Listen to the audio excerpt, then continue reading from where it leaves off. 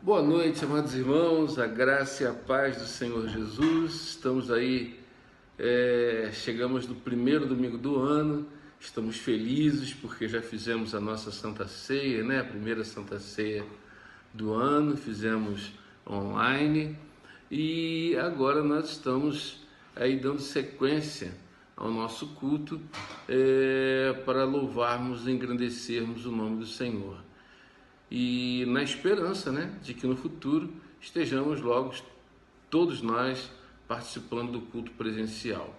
Bom, antes de nós passarmos para o nosso momento de adoração, eu gostaria de ler um texto que se encontra aí no livro de Salmos, né, Salmo 95, versos de 6 a 8. Eu vou ler aqui na minha Bíblia, você pode ler aí na sua ou acompanhar na telinha. Você fica aí à vontade para fazer isso.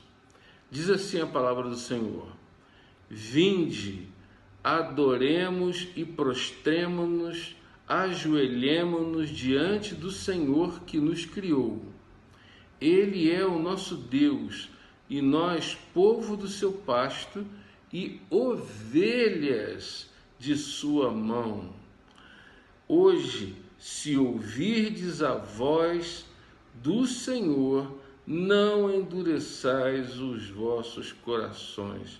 Olha só, hoje, se ouvirdes a sua voz, não endureçais o coração.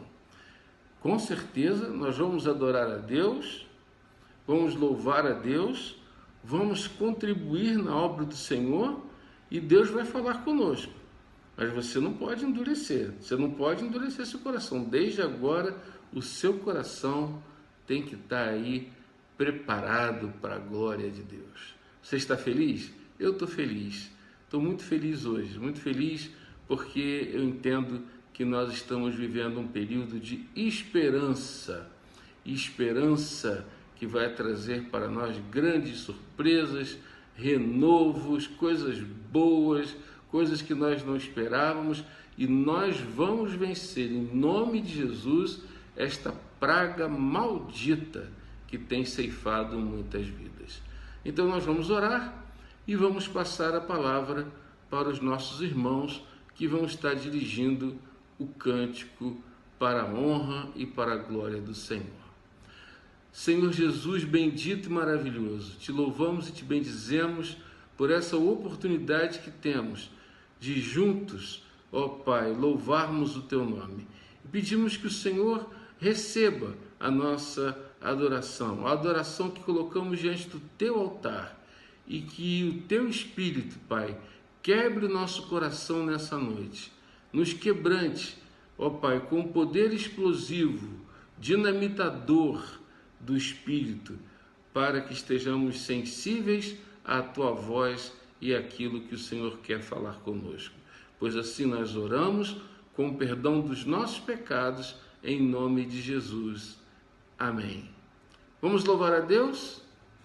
Que assim seja, que Deus abençoe o ministério de louvor e que você engrandeça a Deus junto com eles e todos nós juntos, em nome de Jesus. Vamos então passar a palavra para eles. Amém? Eu queria cantar um hino aqui que eu gravei. Eu amo muito esse hino. Tu és fiel, Senhor,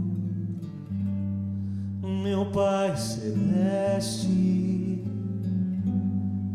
pleno poder aos teus filhos darás.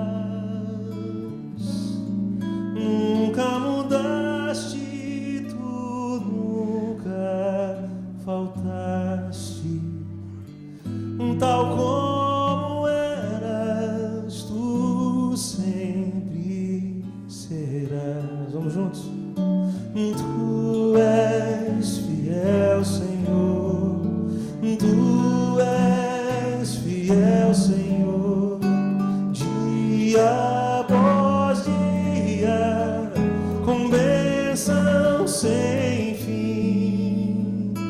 Tua mercê me sustenta e me guarda. Tu és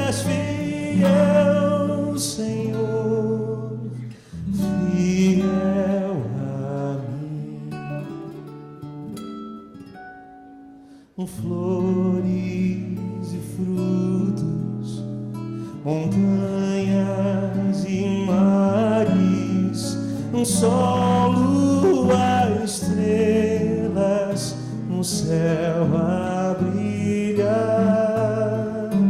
Tudo criaste na terra e nos ares, todo o universo vem pois te louvar.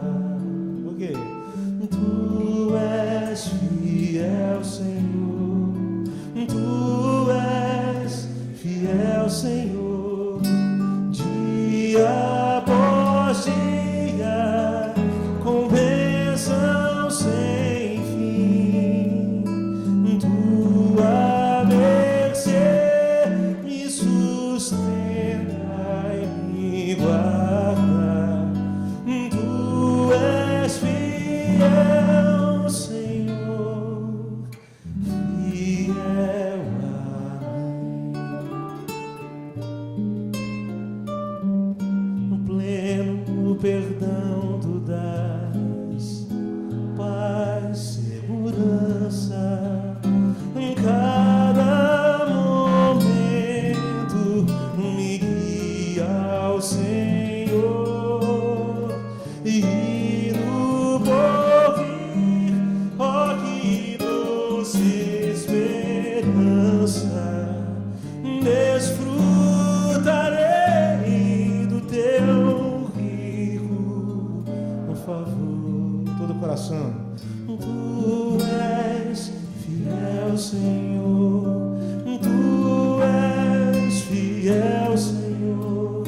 Dia após dia, com bênção sem fim. Tua mercê me sustenta e me guarda. Tu és fiel, Senhor. Tu és fiel, Senhor. Só tu és fiel, Senhor. Fiel a mim.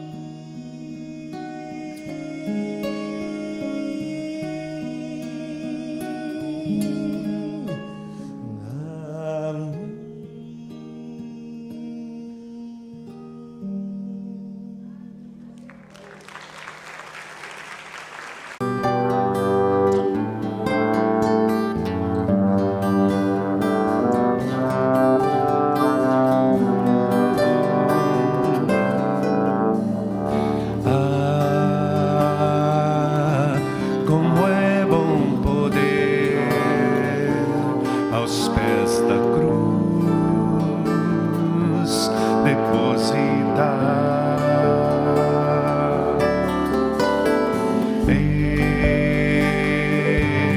esse meu fardo pesado e árduo de carregar.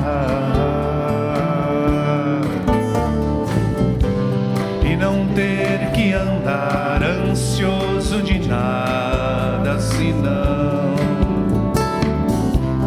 a Deus tudo levar em grata e súplice oração.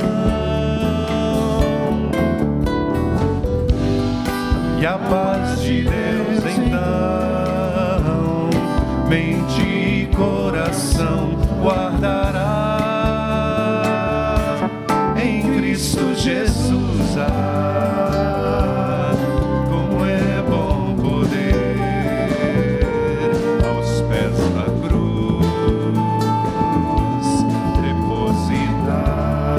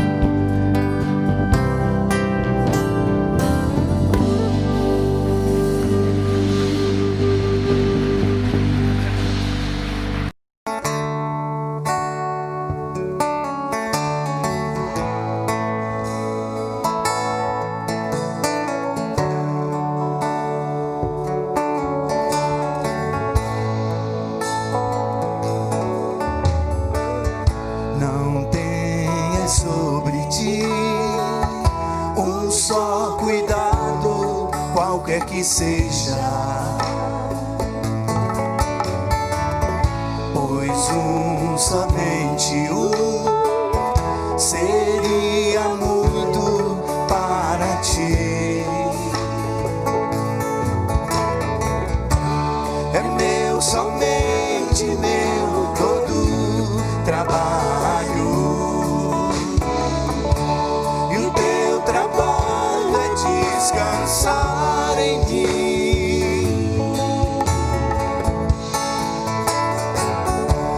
É meu, somente meu, todo trabalho,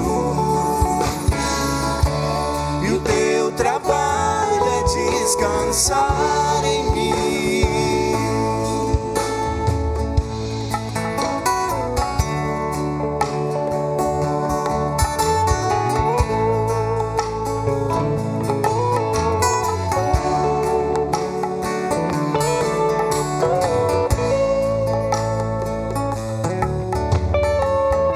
Não temas quando enfim tiveres que tomar decisão.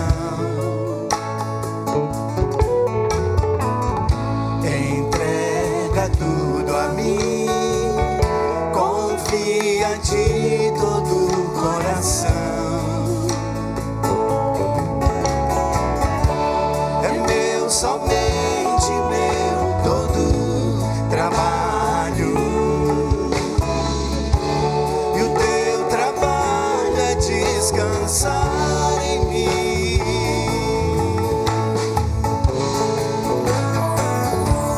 É meu, somente meu, todo trabalho, e o teu trabalho é descansar em mim.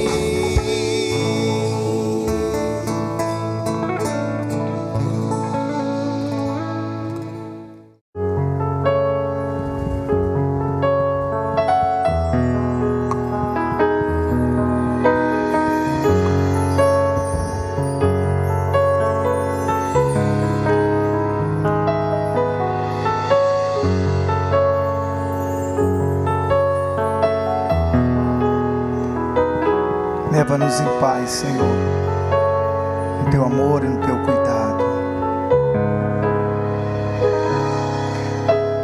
O Espírito do Senhor, Deus, está sobre mim, porque o Senhor me ungiu a pregar boa nova aos quebrantados e enviou-me a curar os quebrantados de coração.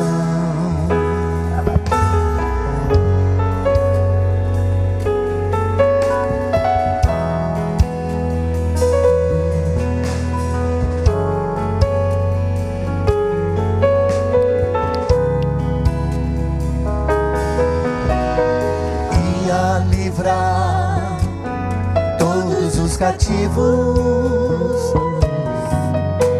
e a pôr em liberdade todos os algemados,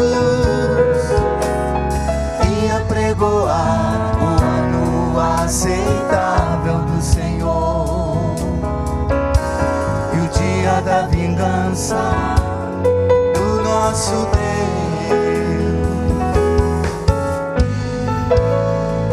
a consolar todos os que choram, sobre os que em Sião de luto estão, uma coroa ao invés de cinzas, óleo de alegria ao invés de pranto, vestes de louvor ao invés de espírito angustiado, a fim de que se chamem, a fim de que se chamem carvalhos de justiça, plantados pelo Senhor, carvalhos de justiça.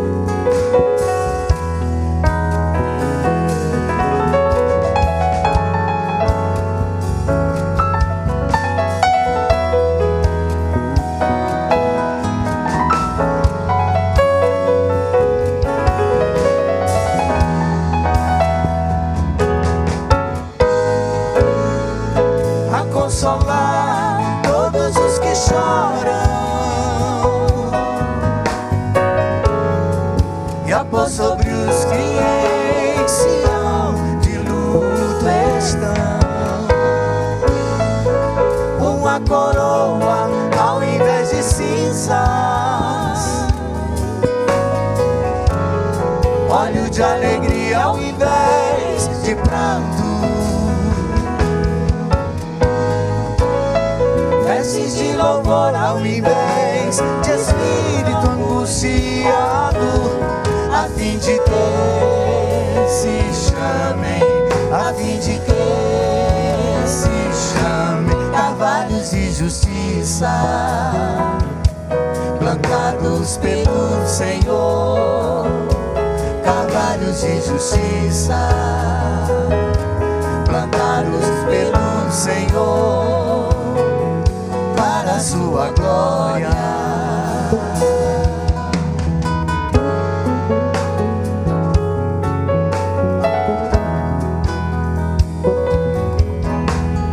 Vão em paz, queridos.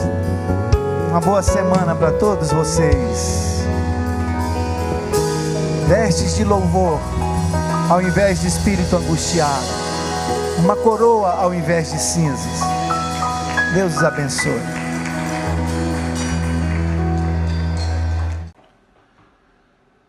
Que bênção, né? Louvarmos ao Senhor nesse primeiro culto de adoração, a verdadeira adoração que nós prestamos a Deus. Mas agora nós vamos passar também para um momento muito legal, que é o momento em que nós ofertamos ao Senhor, que nós entregamos os nossos dízimos e as nossas ofertas. Algo que é feito não por nenhuma exigência ou obrigação, mas que nós fazemos por amor, por compreendermos que a graça de Deus é uma concessão para participarmos do seu reino. Então, você que tem o seu dízimo e a sua oferta, você que tem entendido que é importante estar aí investindo na igreja, no reino, em missões, em todas as outras áreas em que nós podemos ser úteis com os nossos bens. Mas antes de nós entregarmos os nossos dízimos e as nossas ofertas, eu quero ler um texto com vocês aqui na minha Bíblia, né? Um texto que se encontra em Provérbios, capítulo 11, verso 24 e verso 25. Eu vou ler aqui na minha Bíblia, você pode ler aí na sua. Diz assim, você também pode acompanhar pela telinha. Algumas pessoas gastam com generosidade e ficam cada vez mais ricas. Outras são econômicas demais e acabam ficando cada vez mais pobres. Quem é generoso progride na vida. Quem ajuda será ajudado. É interessante que aqui fala do princípio da generosidade, que é uma das características da graça de contribuir. O apóstolo Paulo, escrevendo à igreja de Corinto, diz que Deus pode nos fazer abundar, né, quando nós somos generosos com a necessidade do reino, do próximo. E eu gostaria de convidar você a ser uma dessas pessoas que tenham generosidade no coração, que resolvam aplicar os seus bens no reino. E com certeza Deus vai te abençoar. Aqui diz que aqueles que quanto mais são generosos no reino de Deus, acabam ficando mais ainda abençoadas, né? Mas há outras que são pessoas que ficam aí segurando os seus bens, que são avarentos, acabam se dando mal na vida. Então, não é uma troca, não é um escambo, não é um investimento financeiro, mas é um ato de fidelidade a Deus. Então, se você quer participar, você pode fazer a sua doação, pode entregar o seu dízimo, a sua oferta, nessa conta que está aparecendo aí agora na tela. Ou pode se conhecer a nossa tesoureira e diretamente na sua casa e entregar a ela, né? E você vai estar aí participando desse privilégio, dessa concessão que é o reino de Deus, contribuir com o reino de Deus. Então vamos orar? Paizinho querido, Paizinho amado, eu peço que o Senhor nos dê um coração generoso, um generoso para com o reino, generoso para com a igreja, generoso para com o necessitado, porque sabemos que o Senhor pode aumentar a nossa sementeira, como diz o apóstolo Paulo, que o Senhor nos abençoa mais para sermos mais generosos. Mas tem misericórdia, Senhor, daqueles que são avarentos, daqueles que acham que vão viver para sempre, mas quando morrerem vão deixar tudo aí e outros vão se aproveitar do que ele deixou. Mas põe no coração dos teus filhos a bênção, ó Pai, de saber que enquanto estamos vivos aqui, podemos ser generosos no reino de Deus, generosos com as missões, generosos com as casas de recuperação e generosos com os necessitados. Assim te entregamos os nossos dízimos e as nossas ofertas em nome de Jesus e para a glória de Jesus. Aleluias. Amém. Amém, amados irmãos. Queridos, hoje eu estou muito feliz no sentido de que esse texto é um texto que nós vamos ler hoje, um texto muito bom, um texto que traz para nós uma visão real sobre o que significa o poder de Deus. Eu vou ler aqui na minha Bíblia apenas 2 versículos, o verso 11 e o verso 12 do capítulo 5, e você pode ler na sua Bíblia ou então acompanhar na telinha. Como o texto é muito rico, eu não tenho como abrangê-lo totalmente aqui, então vou por partes, né? Hoje nós vamos pairar aqui nesses 2 versículos. Prontos? Diz aqui o verso 11 do capítulo 5. E sobreveio grande temor a toda a igreja, e todos quantos ouviram a notícia destes acontecimentos, e muitos sinais e prodígios eram feitos entre o povo pelas mãos dos apóstolos, e costumavam todos reunir-se de comum acordo no pórtico de Salomão. Vou ler mais um aqui. Mas todos os restantes, ninguém ousava juntar-se a eles, porém o povo lhes tributava grande admiração, e crescia mais e mais a multidão dos crentes, tanto homens como mulheres agregados ao Senhor, a ponto de levarem os enfermos até pelas ruas e os colocavam sobre os leitos e macas, para que no passar Pedro, ao menos a sua sombra se projetasse em algum deles. Que é isso? Que coisa extraordinária!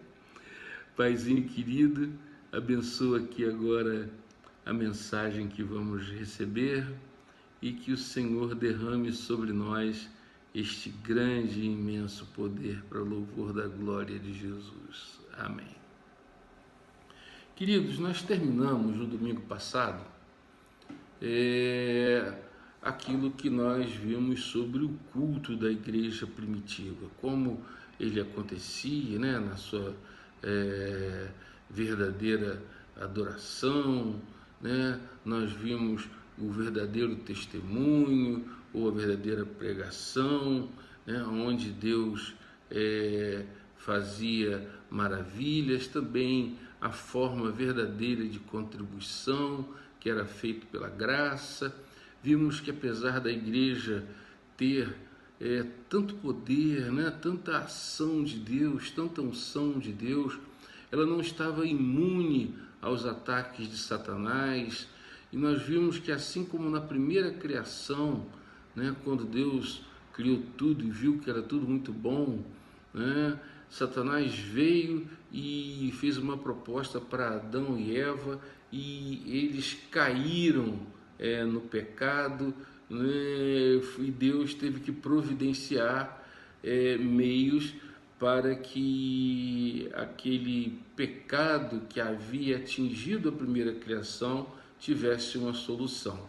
Vimos também que na segunda criação, que é a igreja, o pecado veio igualmente, num paralelo, como eu disse, estranho, na vida de um casal, Ananias e Safira, e que eles também tiveram uma proposta de Satanás, e aquilo que era tudo muito bom, tudo muito lindo, sofreu uma avaria por causa do pecado que eles cometeram, tentando enganar a Deus dentro da igreja. Em razão disso, eles foram judicialmente julgados por Deus, não por Pedro, lembra no nosso sermão? E Deus o julgou ali, e assim que Ananias recebeu a notícia de que ele não deveria ter feito aquilo, ele subitamente morreu. E depois, horas depois, chega Safira, Pedro faz a mesma pergunta e Pedro virtualmente anuncia a morte dela. Diz: olha, aqueles que enterraram seu marido estão aí e vão te enterrar também.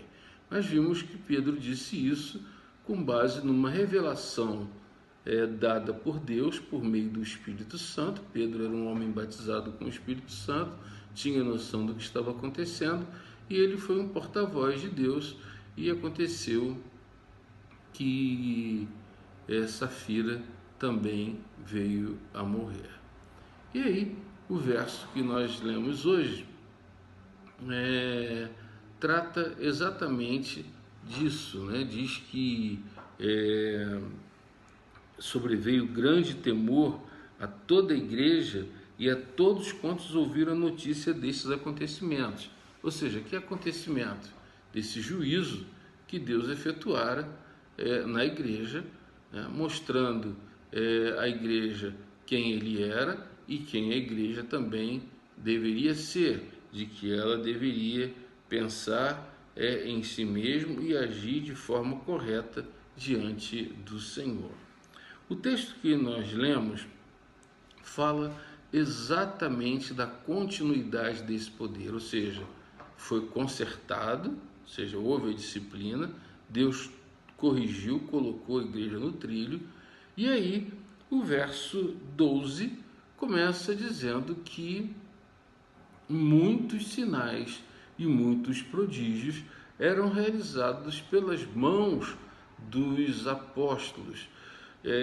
Puxa, como eu gostaria de estar ali para ver aquilo, né?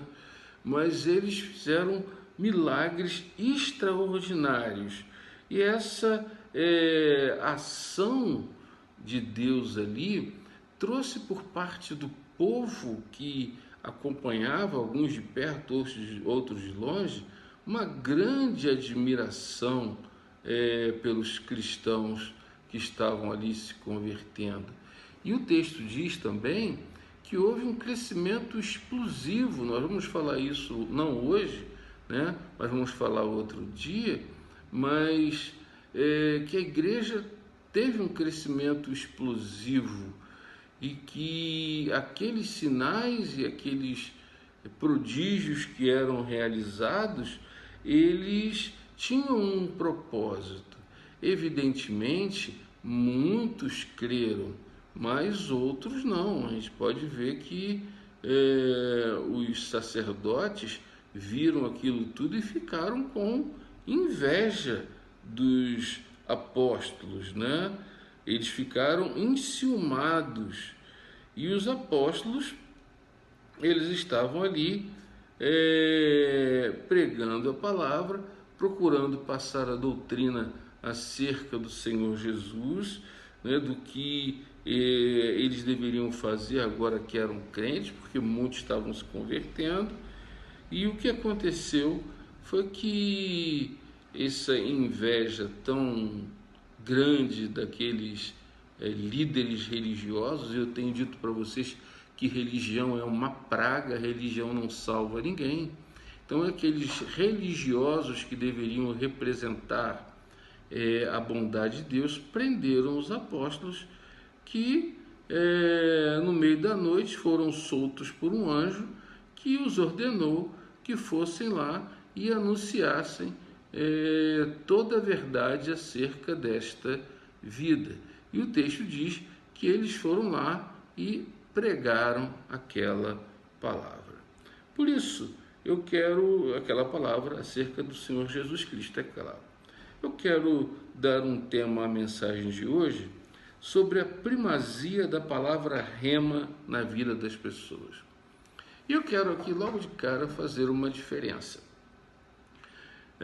No Evangelho de João, capítulo 1, Jesus é chamado de o Logos, né? A palavra Logos também significa palavra. Mas só que Logos é a palavra encarnada, ou seja, Jesus era aquela palavra Logos encarnada. É como se ele fosse o verbo que produz a ação, como Gênesis, em capítulo 1, onde Deus diz, haja luz. Ali era um verbo, e esse verbo era Cristo. A Bíblia diz de nada do que foi feito sem ele, e sem ele nada existiria. Mas aqui a palavra pregada pelos apóstolos, como diz aqui que o anjo que os libertou e disse, ora, vai lá e fala todas as palavras desta vida, é a palavra rema, ou seja, é a palavra pregada sobre Cristo, a palavra que fala sobre Jesus, sobre o poder das Escrituras, sobre o propósito de Deus, sobre o propósito de Jesus. Eu quero lembrar também que nós estamos aí no final do ano 30 depois de Cristo e estamos aqui no verso 12, iniciando o ano 31 da era cristã. Então, essa palavra rema que era pregada era uma palavra que vinha acompanhada de confirmação. Ou seja, eu estou falando que Jesus está vivo e ao mesmo tempo que eu estou falando, existe uma confirmação. E que confirmação era essa? Eram os sinais, os prodígios realizados pelas mãos dos apóstolos. Eles não só pregavam, mas Jesus confirmava a pregação deles através dos sinais que se seguiam. Então, essa palavra pregada, ela era uma palavra que trazia em si uma confirmação de que, de fato, Jesus estava vivo. Só para os irmãos terem uma ideia, se os irmãos quiserem ler aí, em Marcos, no capítulo 16, versos 29, nos é dito o seguinte: então os discípulos saíram e pregaram por toda parte, e o Senhor cooperava com eles, confirmando-lhes a palavra com sinais que a acompanhavam.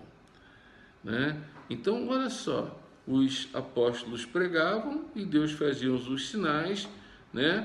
Naquele início, né, da igreja, na primeira mão da igreja, a igreja estava surgindo, então ela precisava não só de palavras, mas também precisava que Deus confirmasse a palavra através de sinais, dizendo o que eles estão falando, de fato, é verdade. E se nós olharmos o verso 12, nós vamos ver aqui que esses sinais e maravilhas eram feitos através das mãos dos apóstolos.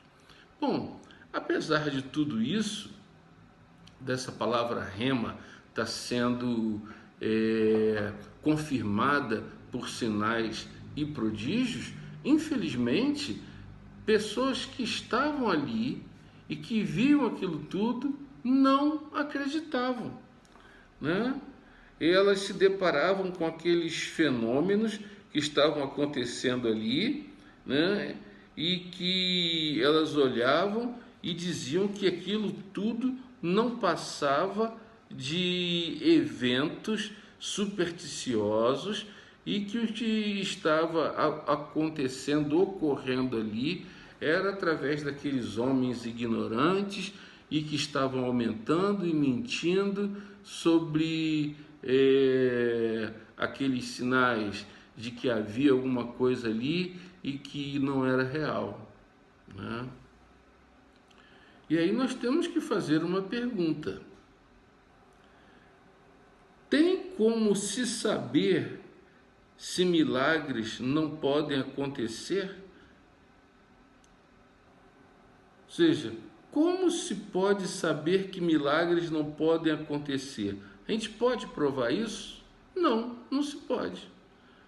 Ninguém pode provar que milagre não existe.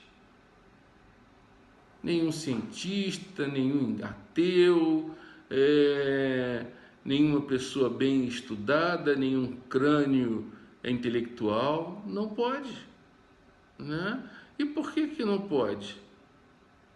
Porque eles acontecem, porque eles são reais, né? A gente fica se perguntando como que um punhado de homens ignorantes foi capaz de propagar essa mensagem que se espalhou por todo mundo civilizado. Como? Né? Infelizmente, as pessoas insinuam que os apóstolos eles eram desonestos, né? Que eles mentiram, que seus relatos foram aumentados e que por eles serem tão primitivos, que as suas palavras eram irrelevantes e indignas de serem consideradas verdadeiras. Mas tudo isso reflete uma oposição irracional. Porque se nós formos olhar no decorrer da história, a igreja cristã, ela desmente frontalmente esses argumentos que são colocados pelos cientistas, por muitos cientistas, por alguns psicólogos, por alguns filósofos. Por quê? Porque a igreja ela tem sido a maior força civilizadora e os cristãos os maiores benfeitores que o mundo já conheceu. Por quê? Porque a igreja fazia bem ao próximo, né? Então eles dizem, não acontecem hoje, nós não podemos crer nisso, isso é mentira, isso é superstição. Agora, por outro lado,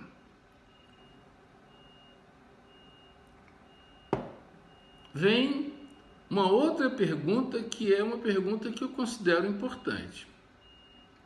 Por que não acontecem hoje os milagres? Né? Algumas pessoas têm uma dificuldade séria, né? Elas dizem, não, milagres não existem. Por outro lado, há um grupo que diz, não, tudo bem, eu aceito isso, porém eu quero saber se foi assim que a igreja começou, por que essas coisas não acontecem como aconteciam antigamente? E agora? Né? Essa é uma pergunta muito mais séria que merece a nossa acurada consideração. A outra pergunta é uma pergunta fraca, um argumento fraco. Mas essa não. Essa merece uma acurada investigação. Entenda, eu creio em milagres, eu creio no poder de Deus. Eu já vi surdos ouvirem, já vi cegos enxergarem, já vi braço crescer, já vi muitos sinais. Eu não posso dizer que não existe. Mas eu quero trazer para vocês aqui uma compreensão. Primeiro, a resposta parece-me que o próprio fato de haver uma mudança é prova em si e por si de algo sobrenatural. que eu quero dizer com isso? Quero dizer com isso que isso demonstra que Deus é o Senhor e que, como chefe da igreja e como controlador das atividades da igreja, Ele é quem diz quando essas maravilhas vão ou não acontecer, né? Por outro lado, também é uma prova de que a igreja, ela não é uma instituição humana formada por homens e por mulheres, né, que podem realizar coisas maravilhosas ou prodigiosas a hora que elas quiserem. O fato de até não acontecerem revela a sobrenaturalidade, dizendo, olha, o poder está na mão de Deus, é Ele que decide a hora, é Ele que decide o momento. Quando eu vejo essas igrejas neopentecostais anunciando que hoje vai ser dia de milagre, de que hoje vai ser dia de cura, isso é mentira. Satanás também pode estar administrando a fala desses pastores. Porque não existe culto de cura e libertação e não existe esse fato de dizer que o pastor está dizendo que hoje vai ocorrer ou não vai ocorrer, porque isso não está nas mãos dele.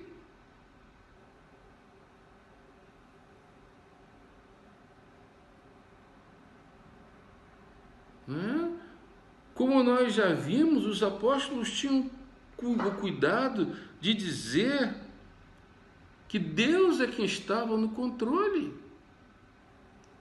Eles estavam se eximindo de toda a glória. Se você olhar aí em Atos capítulo 3, verso 12, né, quando o povo de Jerusalém estava perto de querer adorar Pedro e João, olha só o que eles disseram. Leia aí na sua Bíblia. Vendo Pedro isso, lhes disse: Israelitas, por que isto os surpreende? Por que vocês estão olhando para nós como se tivéssemos feito este homem andar por nosso próprio poder ou piedade? Olha só, Pedro já está dizendo, não tem nada a ver com a gente. Atos 3, verso 12. E ele continua, não o fizemos. Pela fé, verso 16, no nome de Jesus, o nome curou este homem que vocês veem e conhecem. A fé que vem por meio dele lhe deu esta saúde perfeita, como todos podem ver. Os apóstolos foram apenas instrumentos, canais da vontade de Deus, mas não ocorreram porque eles quiseram, não.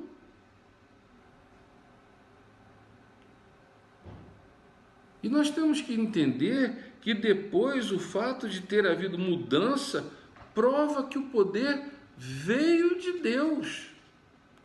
Se a igreja pudesse produzir milagres e prodígios a hora que ela quisesse, a situação teria sido muito diferente. A igreja não pode fazer a hora que ela quer. O pastor não pode dizer que vai fazer isso ou aquilo. Não está nas mãos dele. E muitas igrejas e muitos pastores tentaram e falharam. Às vezes a gente tem até a boa vontade. Puxa, queria tanto que aquela irmã estéril fosse curada. Queria tanto que aquele irmão que tem câncer fosse curado. Às vezes nós temos a vontade, mas o poder não está nas nossas mãos, está nas mãos de Deus. Eu me lembro que uma vez eu fui orar para uma senhora que estava na UTI, estava à beira da morte, e Deus falou comigo que iria curá-la. Eu fui orar por ela, ela foi curada. No outro dia, um outro rapaz, amigo da família dessa senhora que foi curada me chamou para orar pela mãe dele. E eu disse para ele, olha, eu não te dou certeza de que vai acontecer a mesma coisa não. Deus não me disse nada a esse respeito. Mas ele insistiu tanto que eu fui lá orar. Eu orei. E sabe o que aconteceu? A mulher morreu.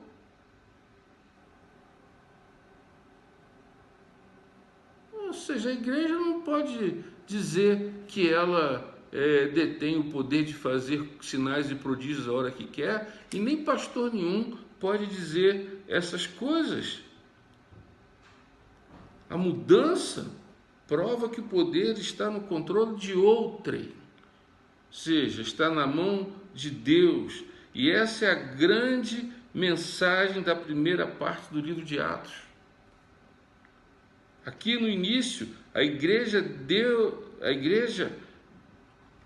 recebeu a demonstração e Deus deu aos homens ignorantes e incultos este poder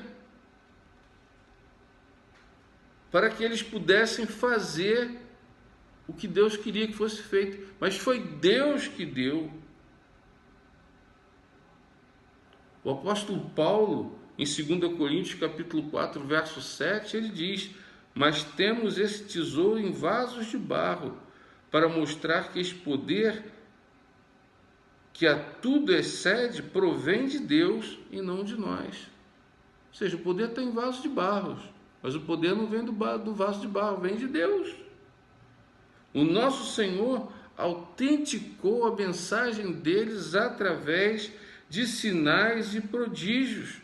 O testemunho que eles davam era acompanhado de sinais e prodígios e maravilhas e diversas coisas espirituais e dons espirituais, como está escrito em Hebreus capítulo 2, verso 4. Ou seja, esse testemunho era acompanhado pelo poder que vinha de Deus. E eu fico preocupado às vezes que a igreja espera do pastor que ele produza essas coisas. Não, o pastor não tem esse poder não. Há momentos em que ele e que a igreja recebem a revelação de que ele vai curar. E aí acontece, não porque a igreja determinou, mas foi porque Deus quis assim. Assim é, pois, que nós temos que entender que aqui a iniciação da igreja, o começo da igreja, Deus autenticou a mensagem dos apóstolos através de sinais e de prodígios, a fim de que chamasse a atenção do povo.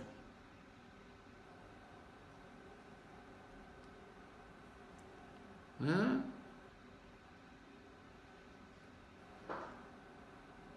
Ou seja, era o que nós estávamos esperando no início mesmo. Vocês esperariam que isso acontecesse no início, e eu também. A igreja tinha que começar com esse poder. Poder que trazia uma reação na vida da igreja, na vida das pessoas.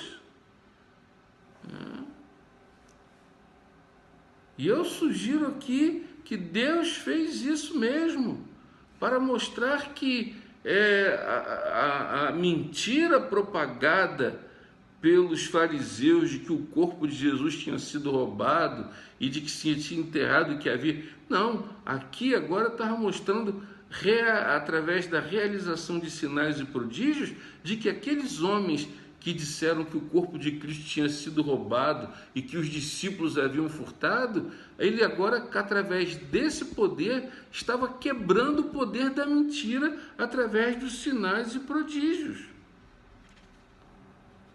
Ou seja, o prodígio, o milagre, chamava a atenção do povo para a mensagem que ia ser pregada. Isso também acontecia no Velho Testamento. Elias e Eliseu,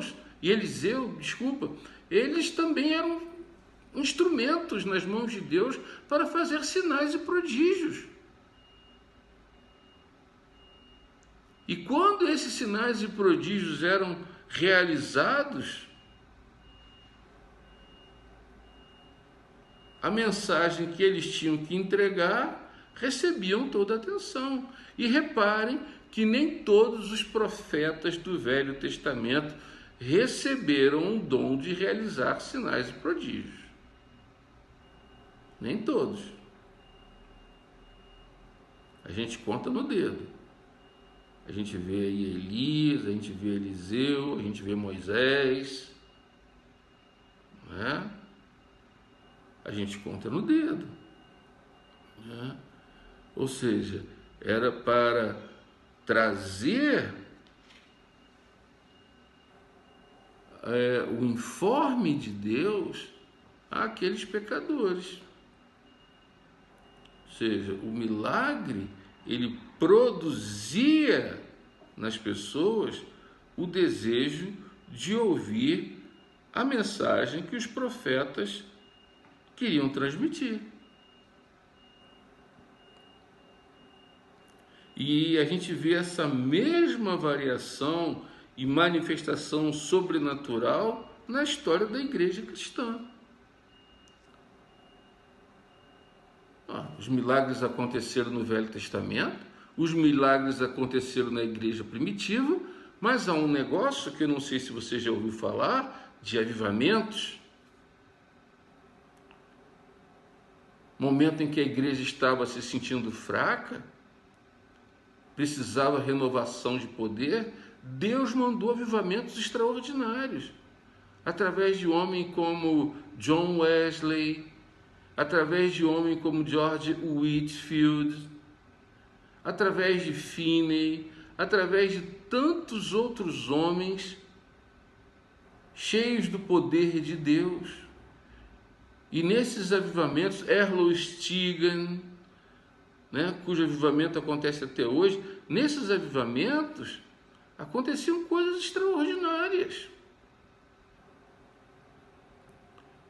Às vezes não aconteciam sinais, mas você sentia a presença de Deus. Algumas pessoas ouviam a mensagem e saíam gritando da igreja pelo sentimento de convicção de pecados. Outras pessoas desmaiavam, caíam. E outras eram curadas, eram ressuscitadas, né? Havia sinais, prodígios, manifestações de dons. A história subsequente da igreja mostra isso.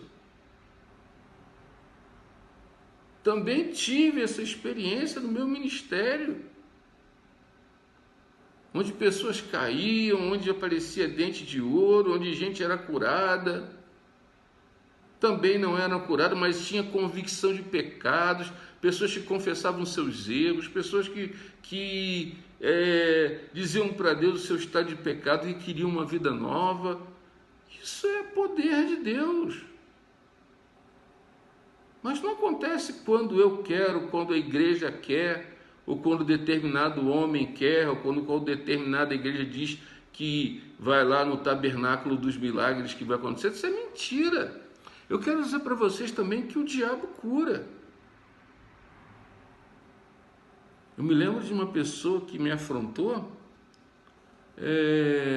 dizendo que Satanás havia curado de um efizema pulmonar, porque ela era fumante, e eu disse para ela que ela não estava curada porque o diabo não tem esse poder. E ela disse que não, e eu falei o seguinte: então eu vou falar com a senhora agora. Em nome de Jesus, eu desfaço essa mentira de Satanás no seu coração, no seu pulmão. Eu desfaço agora. Sabe o que aconteceu? Ela começou a tossir na hora. Foi no médico e o médico constatou que ela estava com um estado avançado de efizema pulmonar. Mas por que não apareceu nos outros exames, depois que Satanás disse que curou ela? Porque Satanás tem poder de falsificar exames de última lançamento, de alta tecnologia. Ele tem poder para manipular isso. Quem cura é Jesus. Ele é o Jeová Rafá, o Deus que nos sara. Você pode dar um glória a Deus? Agora, ele faz isso não quando a igreja quer e não quando o pastor quer. E nem quando Satanás quer, porque Satanás não tem poder nenhum.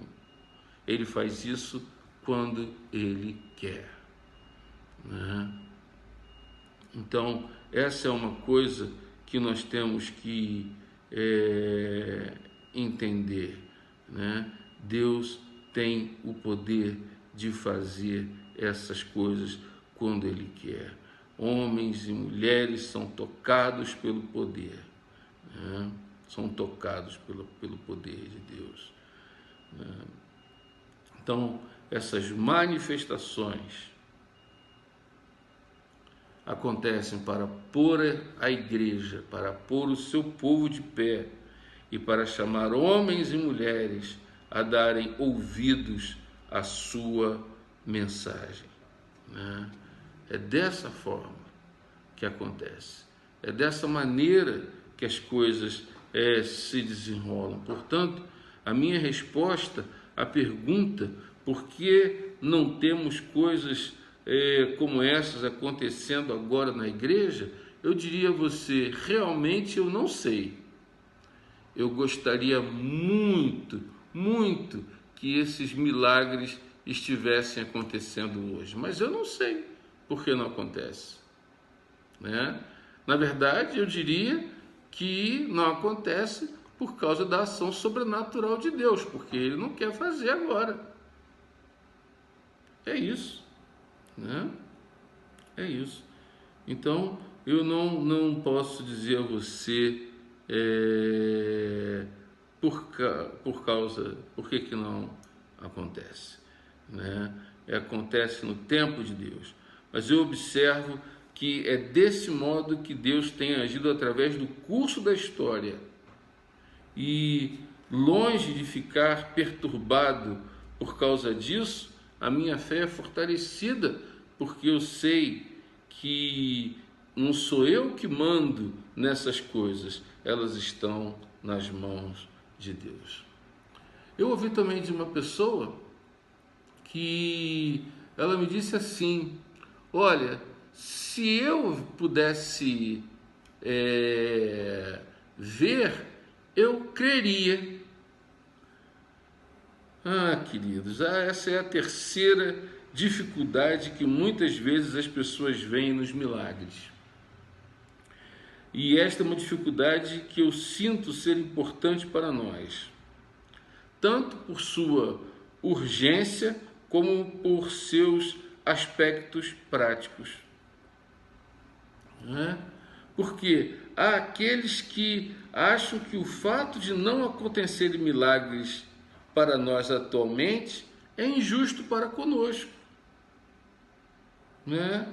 Elas dizem: se eu tivesse visto os milagres que Jesus tinha feito, se eu pudesse ter visto os milagres que os apóstolos fizeram, se eu pudesse ter ouvido dos lábios de Jesus aquelas palavras de graça, de sabedoria, de poder e de salvação, se eu tivesse ouvido, eu não teria dificuldade nenhuma para crer nele. Pois bem, para mim, me desculpe a sinceridade, isso é uma falácia.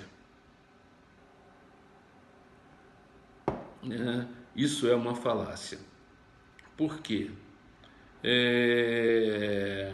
Porque um argumento baseado na suposição de que tais eventos produzem resultados automaticamente não é verdade. Não produzem. Não produzem.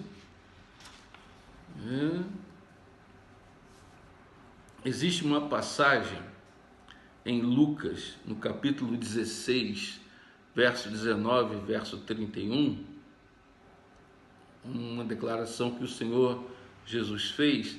Abre aí, você pode abrir sua Bíblia. Lucas 16, verso 19, verso 31, que fala de um homem rico. nas traduções antigas, bem antigas,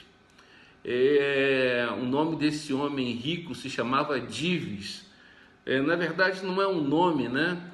É uma palavra em latim que significa rico, né? Então, eu vou aqui fazer uma paráfrase alfredicana, como alguns gostam, né? E vou dizer o seguinte: esse homem rico, né, que tinha muito dinheiro, ele tinha à porta de sua casa um homem chamado Lázaro, coberto de chagas, pobre, doente e tal. E ele não fazia nada por aquele homem. Aconteceu que os dois morreram. Lázaro foi para o céu e Dives, o homem rico, foi para o inferno. Lá no inferno, esse homem rico entrou no sofrimento, né? Todo mundo que vai para o inferno vai sofrer. E esse homem rico estava lá no inferno, atormentado, não tinha nenhuma gota d'água para que pudesse passar nos seus lábios, e ele, lá do inferno, ele vê Abraão, né? Que é uma figura do pai da fé, né? Que está ali aparentemente como aquele que tem um certo poder nesse estado intermediário entre o Hades e o paraíso, né? E esse homem rico entra numa conversa com Abraão. Ele diz: pai Abraão, manda pelo menos que Lázaro venha aqui e molhe os meus lábios. Ele disse: não pode, não há nenhuma maneira, não há tráfego entre o inferno e o céu, não tem como. É um abismo muito grande entre vocês, não tem dessa maneira. Ele disse: mas pai Abraão, eu tenho muitos irmãos que não conhecem essa verdade, não conhecem essa palavra. Então, mande que Lázaro, esse homem que eles conheciam bem, né, que sabe que morreu, mande ele lá falar para os meus amigos, manda lá que alguém, para a minha família, se alguém ressuscitar dentre os mortos, eles vão acreditar. E aí Abraão disse para ele, não, meu filho, não vou mandar ninguém não, eles têm o Velho Testamento, eles que leiam o Velho Testamento, eles que ensinem os ensinamentos de Moisés e acreditem neles.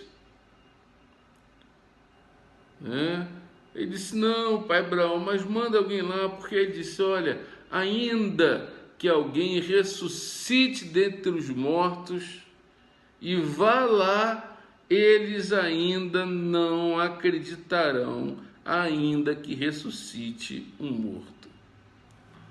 Aí está a resposta.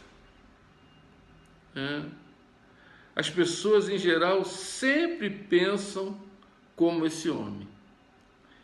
Olha, se eu tivesse visto estas coisas, eu acreditaria.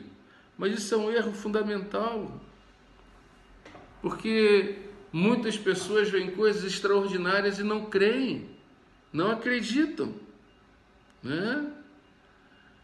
É o caso de Tomé. Vocês lembram de Tomé? Jesus havia aparecido aos discípulos e aí José não estava, né? Chegou atrasado para o culto. Crente que chega atrasado para o culto perde bênção, sabia? Não vê Jesus, não vê poder nenhum, não vê a graça, perde o louvor, perde tudo. Aí depois o pessoal conta: o culto foi maravilhoso. Ele diz: eu não acredito. Tomé foi um desses, né? Ficou vendo o jogo do time dele lá e se atrasou para o culto. E aí o que aconteceu? Ele não viu Jesus. Tudo isso aqui está dentro da minha paráfrase alfredicana. E quando ele chega depois, atrasado, os apóstolos disseram: nós vimos o Senhor, que coisa bênção, ele ressuscitou dentre os mortos. Ele disse: eu não acredito que ele veio. Eu só acreditarei se eu puser o meu dedo na ferida dele, se eu puser minha mão do lado dele e ver de fato ali o que ele foi perfurar, as perfurações feitas pelos pregos. Aí sim eu vou acreditar. E aconteceu que num desses cultos, registrado em João, capítulo 20, verso 24 e 29, Jesus aparece. E assim que ele aparece, a primeira pessoa que ele fala com quem? Com Tomé. Ele diz: Tomé, vem aqui, vem aqui.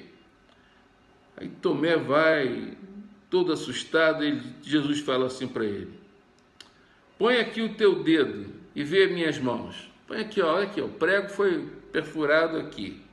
Chega a tua mão e mete aqui no meu lado, onde perfuraram com uma lança.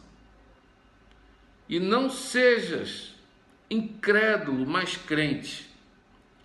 Tomé respondeu e disse: Senhor meu e Deus meu. E aí Jesus disse: porque vistes, Tomé, crestes, bem-aventurados os que não viram e creram. Por quê? Tem muita gente que vê e não crê. Eu criei pelo que eu vi e não pelo que vi. Essa é a diferença. Há aqui um princípio importante para todos nós, que a fé vem pelo ouvir, e ouvir a palavra de Deus, como diz o apóstolo Paulo. Não diz que a fé vem pelo milagre.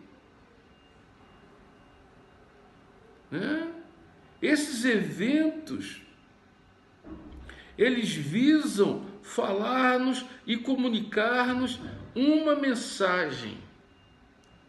Deus muitas vezes usa milagres para nos comunicar uma mensagem. Ouvimos-las, como as pessoas aqui em Atos as ouviram. Havia diferentes grupos de pessoas ali e suas reações foram muito diferentes umas das outras. E daí nós temos que fazer algumas perguntas vitais, Como você ouve este registro? Como é que você, quando você lê, qual é a sua reação quando você lê nos primeiros capítulos de Atos?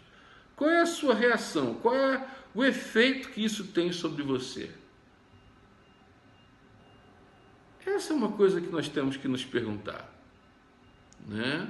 Aqui está a velha mensagem que tem sido pregada durante 1000 anos através dos séculos sucessivamente, e ela tem tido o mesmo efeito. Ela tem dividido a humanidade. Há aqueles que creem, há aqueles que não creem, Há aqueles que se unem ao Senhor e aqueles que se afastam deles e não querem saber de ser cristão. Que efeito deveria causar sobre nós o fato de ouvirmos essas coisas? Nós já temos ouvido, como essas pessoas ouviram, e como nós estamos reagindo? Como nós estamos reagindo? Essa é a grande diferença. Não é só questão de ver. Nós cremos pelo que ouvimos. Agora, qual é a finalidade desses fenômenos divinos? Em primeiro lugar, esses fenômenos devem sempre provocar em nós o quê? Temor. Há uma diferença entre medo e temor. Temor é um quebrantamento que Deus traz pelo Espírito em nosso coração, que nos leva a nos encurvarmos diante dele e a reconhecermos a sua divindade. Medo é uma coisa que produz tormento, como diz João. Então não tem nada a ver com temor. Mas o fato é que quando a gente olha aqui no verso 11, diz que todos que ouviram a mensagem do que Deus havia feito com Ananias e Safira, o poder de Deus em ação, trouxe grande temor a todos que ouviram a notícia. Claro que de imediato muitas pessoas criticam, Elas dizem: vocês pregam um evangelho de medo, vocês querem nos acossar, vocês querem nos trazer para a igreja por causa do medo do inferno. Mas isso não cola mais não, porque nós somos agora seres mais inteligentes, nós somos pessoas da ciência, nós somos científicos, nós somos guiados pela razão. Há muitas pessoas que criticam essa mensagem de que o temor, que causa esse desejo de uma vida com Deus, é uma mera ação de acossar as pessoas, de empurrá-las à igreja pelo medo do inferno, pelo medo do diabo, pelo medo das coisas que podem acontecer se você não fizer isso ou aquilo. Elas dizem: nós estamos em pleno século XXI e nós não vamos ser amedrontados por esse tipo de mensagem. Bom, eu quero deixar claro aqui também que eu sou totalmente contrário a esse tipo de mensagem, que infelizmente muitos pregadores caíram nesse erro de tentar coagir as pessoas a receberem o evangelho, a crerem em Cristo Jesus por causa do medo. Eu sou contra isso. Eu acho isso errado, Agora, quando eu olho para o verso 11, eu vejo que houve um grande temor em toda a igreja, em todos os que ouviram aquelas coisas, e vejo em seguida, no verso 14, que a igreja cresceu mais e mais na multidão de crentes, tanto de homens como de mulheres, agregados ao Senhor. Não só homens e crianças, notem bem, homens e mulheres, ou seja, houve um impacto espiritual. Se fosse por medo, eles não se agregariam a Deus. O objetivo principal de Lucas aqui é relatar e pregar essas coisas, que não é causar o medo. O medo sempre resulta em outra coisa. E é o que me interessa, é essa outra coisa. Porque nós não podemos fazer nem coagir, porque é um procedimento desleal tentar levar alguém a Cristo por causa do medo. O objetivo é pôr esses registros, esses relatos, esses fatos diante de nós. Não causar medo, não gerar medo. O objetivo destes fatos e desses eventos é nos fazer pensar, é nos fazer meditar e nos fazer ponderar. O objetivo supremo é salvar vidas e não meramente conquistar adeptos, mas libertá-las. Será que seria errado um pai advertir a um filho e dizer: filho, cuidado, não brinca aí perto dessa fogueira não, que você vai acabar se queimando? É errado isso? Será que uma advertência é isso? Quando você vai nas praias no Recife, está lá escrito aquelas placas: perigo, tubarão. É errado? Isso é infundir medo ou é alertá-las do perigo que elas estão correndo?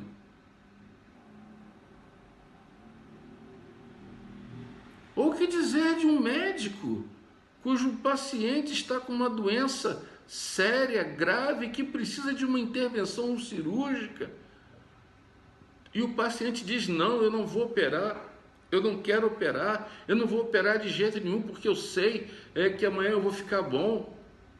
Mas aí o médico insiste e diz, não, olha, se você não fizer essa cirurgia hoje, você vai morrer. É errado o médico dar esse alerta.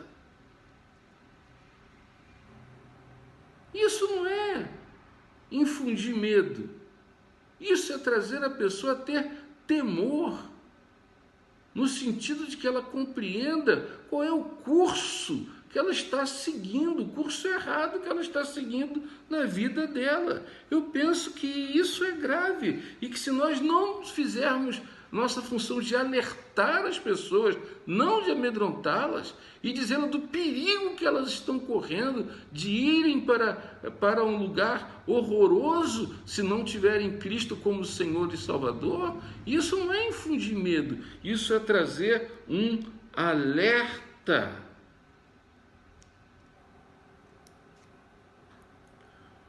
O medo puro e simples não serve para nada. Porque há pessoas que às vezes estão aí à beira da morte e dizem, não, se eu ficar bom eu vou virar um santo. Mas aí ele fica bom e se esquece. Eu, quando fiz a cirurgia dos rins, para tirar a pedra dos rins, que eu cheguei em casa, eu sentei e disse, eu vou ser um novo homem. De hoje em diante, eu vou beber 2, 3 litros d'água por dia. Eu fiz isso? Não. Eu bebo água, mas não fiz o que eu queria. Foi um medo que não produziu nada. Mas eu estou consciente, estou bebendo água, estou bebendo líquido, estou bebendo aqui uma água diante de vocês. Mas para dizer a você que só medo não produz nada, mas um santo temor e reverência, sim, deve provocar em nós um comportamento diferente. Porque o medo só passa e nós voltamos aos velhos caminhos, né? Não vai adiantar de nada. Você esquece, passa, né? E aí é o que acontece. E a tarefa do registro do livro de Atos aqui é fazer com que as pessoas encarem os fatos, né? De que o temor ao Senhor é um instrumento de introdução à mensagem de ajuda que nos é dada. Então, quando Deus opera poderosamente, milagrosamente, grandemente, e esse temor vem, o temor é uma porta para que as pessoas entendam o caminho e recebam a mensagem que há de fazê-las andar no caminho correto. Assim é que esse incidente que aconteceu com Ananias e Safira e esses milagres que estavam acontecendo aqui, eles abrem a porta para que as pessoas possam seguir um rumo certo de ação nas suas vidas. Agora, notem que o que o texto nos diz no verso 11.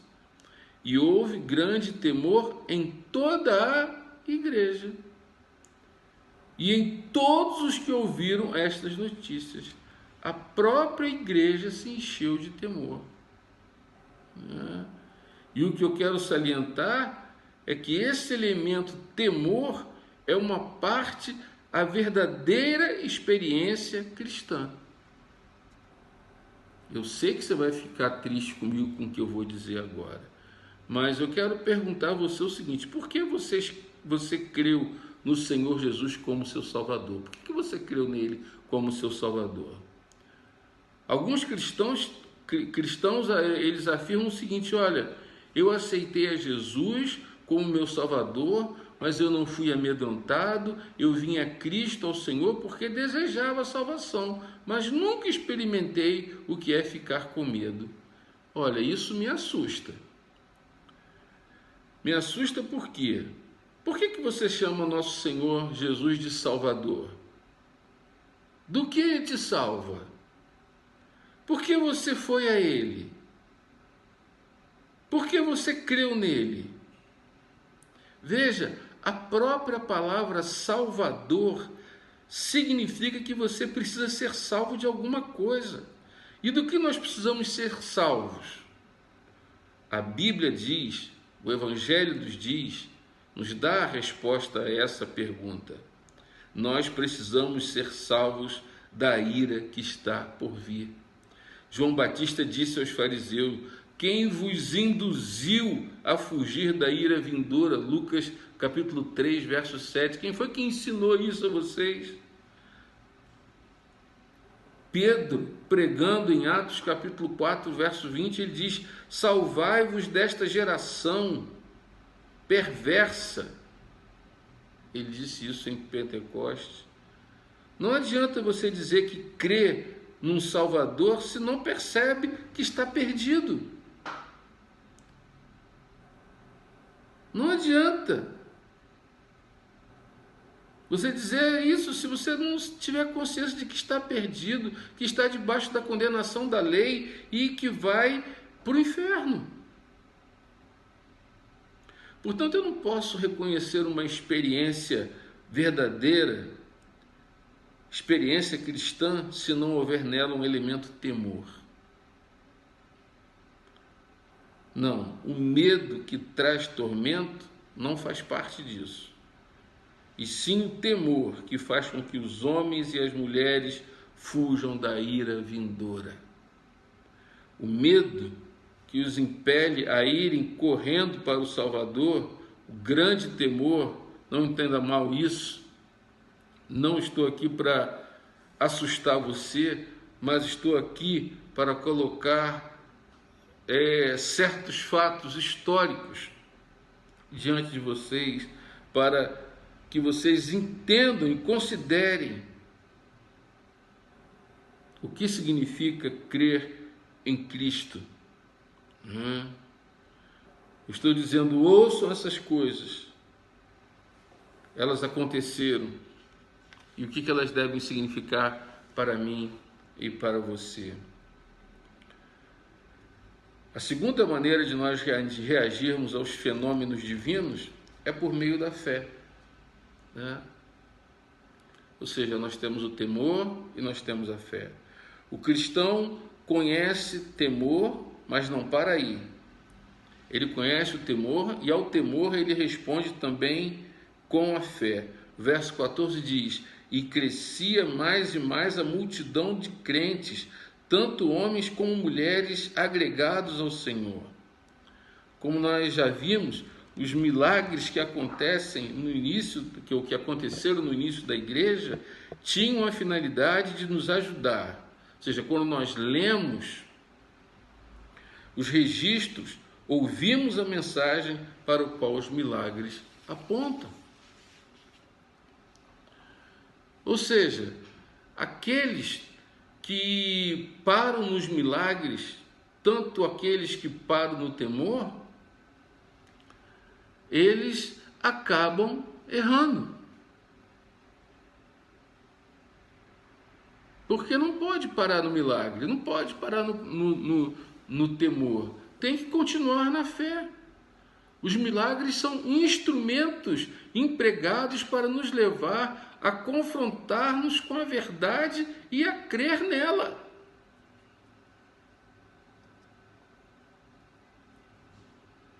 Porque à medida que esses milagres acontecem, a mensagem vem ao nosso coração. E qual é a verdade?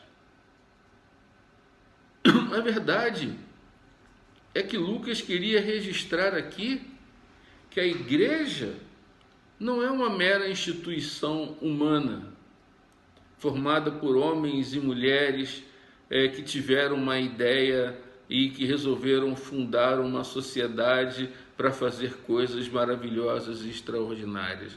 Não, não é isso. Lucas escreve esse segundo livro para Teófilo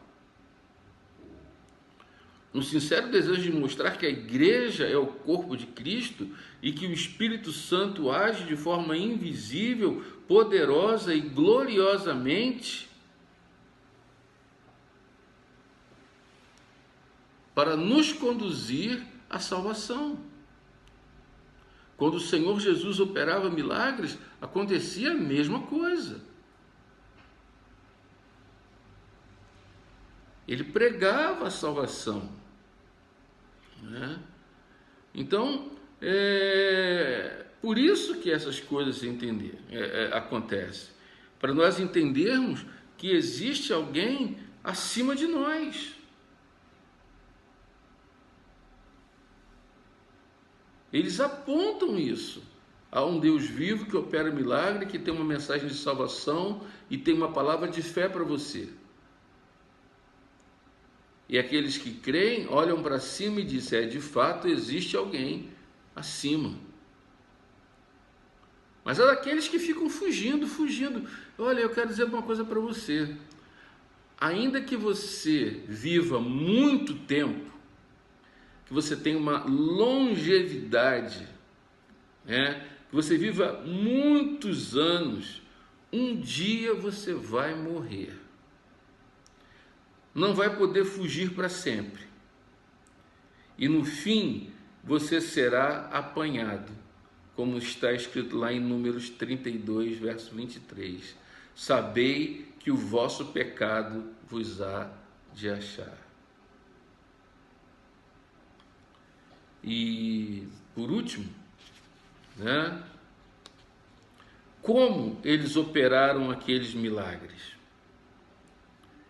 Estes eventos, eles visam nos levar a encarar a mensagem do Evangelho. A mensagem que estava sendo pregada pelos apóstolos era uma mensagem que foi enviada por Cristo, que Cristo os ensinou e os educou. O verso 12 diz que muitos sinais e prodígios eram feitos entre o povo pelas mãos dos apóstolos. E nós somos informados de que pessoas eram transportadas em leitos, eram colocadas na rua, eram colocadas em algum lugar para que pelo menos a sombra de Pedro se projetasse nelas e elas fossem curadas. Pedro foi usado por Deus para curar pessoas. Ele foi um canal. E isso faz parte desse registro histórico e que indubitavelmente aconteceu. E a questão é, quem capacitou Pedro a fazer coisas desse tipo? Esse homem, pecador, e que negou covardemente o Senhor Jesus para salvar a sua própria pele. Quem foi que capacitou a falar como ele falou, a fazer milagres e prodígios e sinais como ele fez? Só uma resposta, que Pedro lhe dirá, que João lhe dirá e que os outros apóstolos também vão dizer. Que quem fez tudo isso, quem ensinou essa mensagem a eles, foi um homem chamado Jesus de Nazaré. Essa pessoa que veio ao mundo, que nasceu em Belém, que trabalhou como carpinteiro, e que quando estava com 30 anos de idade começou a pregar, Ele chamou os apóstolos, eles os ouviram, viram os seus milagres. A princípio eles não entenderam muito bem, mas depois viram que ele foi preso, que ele foi crucificado, que ele foi morto, que ele ressuscitou. E depois esteve com eles durante um tempo e disse, olha, não se ausentem de Jerusalém até que do alto vocês sejam revestidos de poder. Isso está lá em Lucas 24:49. Ficai, porém, na cidade de Jerusalém, até que do alto sejais revestidos de poder. E depois eles viram o Senhor Jesus ascender ao céu, e o poder veio, e eles estavam ali fazendo as coisas admiráveis que Deus os mandou fazer. Mas não era eles, era Jesus. Os apóstolos sabiam que eles não eram responsáveis por tudo aquilo que estava acontecendo. No primeiro milagre que aconteceu, Pedro disse isso, Pedro e João, aí em Atos capítulo 3, verso 12, olha aí na sua Bíblia. À vista disto, Pedro se dirigiu ao povo dizendo: Israelitas, por que vos maravilhais disto? Ou por que fitais os olhos em nós, como se pelo nosso próprio poder ou piedade o tivéssemos feito andar? O Deus de Abraão, de Isaque e de Jacó, o Deus de nossos pais, glorificou o seu servo Jesus, a quem vós traístes e negastes perante Pilatos, quando este havia decidido soltá-lo. Vós, porém, negaste o santo e o justo e pediste que vos concedesse um homicida. Dessarte, mataste o autor da vida, a quem Deus o ressuscitou dentre os mortos, do que nós somos testemunhas, e pela fé em o nome de Jesus é que este mesmo nome fortaleceu a este homem que agora vedes e reconheceis. Sim, a fé que vem por meio de Jesus deu a este saúde perfeita na presença de todos. Que coisa linda! Eles sabiam, não somos nós. Quem está fazendo isso é Jesus. E Ele faz como quer, quando quer, da maneira que quer, e na pessoa que quer, e tem o objetivo de nos trazer, após esse milagre, a mensagem poderosa do Evangelho de que Jesus Cristo é o Senhor e Salvador daquele que crê. Você pode dar um glória a Deus?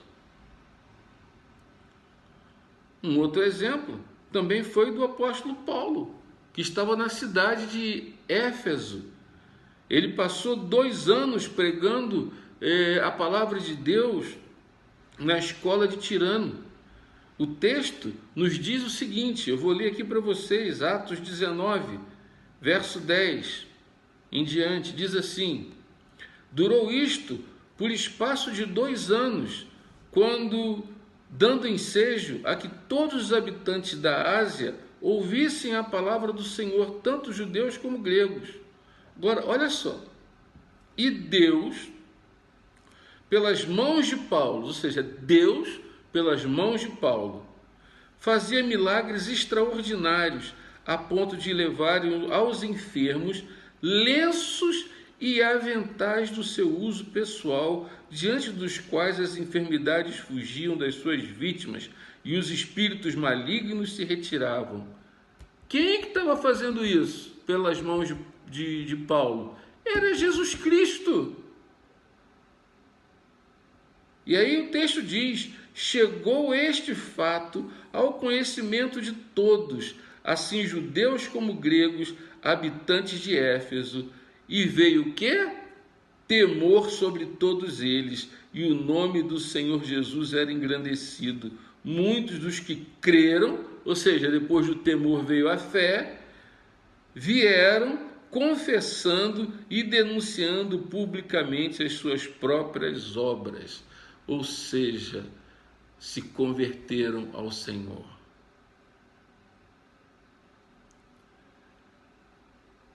O alerta, não o medo, tem que ser dado.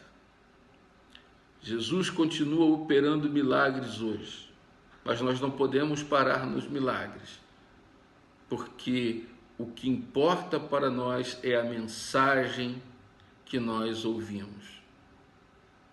A maioria de vocês que estão me ouvindo aí se converteram não foi porque viram nenhum milagre, mas porque ouviram a mensagem pregada do Evangelho.